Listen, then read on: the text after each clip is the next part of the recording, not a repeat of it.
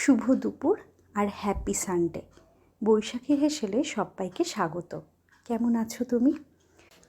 বৈশাখ মাস পড়তে না পড়তেই গরমের তীব্রতা লক্ষ্য করেছো? কল্যাণীতে তো 41-42 টেম্পারেচার।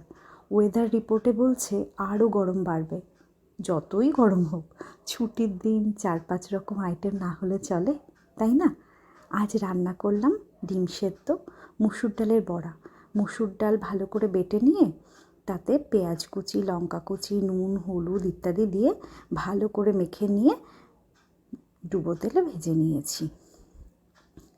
এগ তড়কা করেছি, পাতলা কাঁচা আমের ডাল, সজনে ডাঁটার চচ্চড়ি আর আলু দিয়ে আর মাছের ঝোল।